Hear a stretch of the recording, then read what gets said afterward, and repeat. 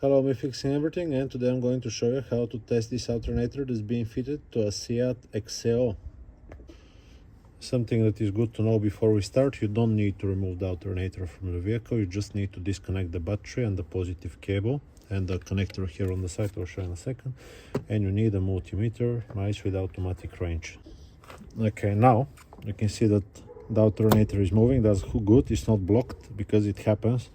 Sometimes the alternator gets stuck, mechanical problem. Now we'll test the electrics.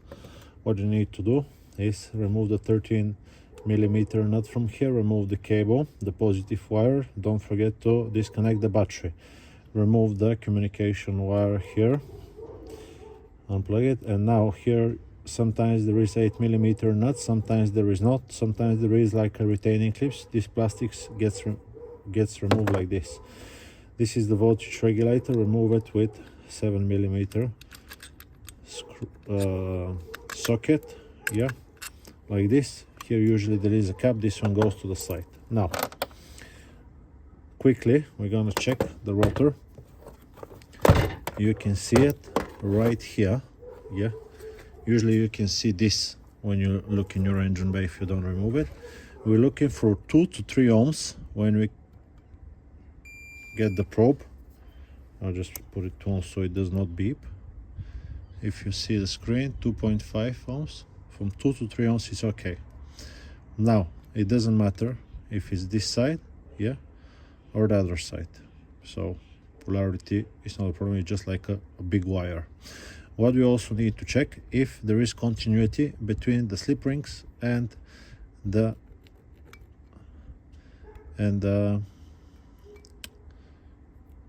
casing of the alternator. This is 16 mega ohms, so that's okay. And now we'll check the other side. 14, 17 mega ohms, that's perfectly fine. Mega ohms is a very large number, so it's like nothing. Now, next thing we're gonna check is the rectifier bridge. What you want to do: take the negative probe, black one, put it onto here. That's the post for the big red wires for the positive terminal, and touch here. Okay, this will check the diodes. We're looking for 0.5, 0.45, it's okay. 4.5 is okay. 4.5 is okay. So that's the first 3. You can take the opposite and see that they don't go back. Nothing, nothing, nothing. If it beeps, it's a problem, and it's showing like a 0, 0. Now what you're gonna do is take the positive, yeah, put it here and touch it onto this side. Can you see these 3? 1, 2, and the third one. So this means the rectifier bridge is perfectly fine. You can take it again, black one, open, open, open, nothing. Good, so the rectifier bridge is okay. Next thing we're gonna check is the stator winding. We want to go on the side of them and hear them beep. But most importantly, we want to get on one of them, yeah, put the other one here and see nothing. If you hear beeping, it's going in the bin, yeah. If it's shorted to the wall, because it is possible, most possible if you ask me, it's going to the bin. So this is okay. This whole thing should work perfectly fine. Now you still might not have voltage coming and not charging. The last culprit will be this one. What you can do, which is not testing the alternator, but you can check the voltage that comes to the cable when the ignition is on. If you have 8 volts, it's definitely the voltage regulator. Unfortunately, other than the brushes, you can see these brushes are brand new.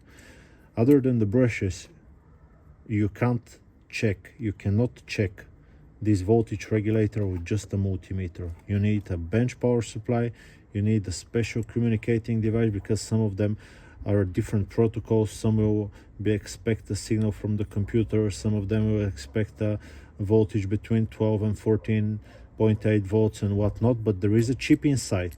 Yeah, there is a chip with almost like 15 wires inside, so you cannot check the voltage regulator with a multimeter. If you know a way, tell me, I'll be very happy to see. But that's generally what you can check on your alternator. Stator is okay, it's not shorted. Rotor is okay, it's not shorted. Rectifier bridge is okay. Brushes, look how long they are, perfectly fine. Other thing, it's the signal to the voltage regulator. I hope this video, and it turns. This one is not the best. Yeah, you can hear the bearing, but it does work. So that's how you can test. Some of them are 100 amperes, this is 170, some of them are a little bit less, but they're exactly the same. Yeah, I hope this video is being helpful to you. I'll just put it back now, and I will see you on to the next one. I'll be happy if you leave me a comment, or even if it's negative, I might not reply, but I'll still read it. That's it. Bye bye.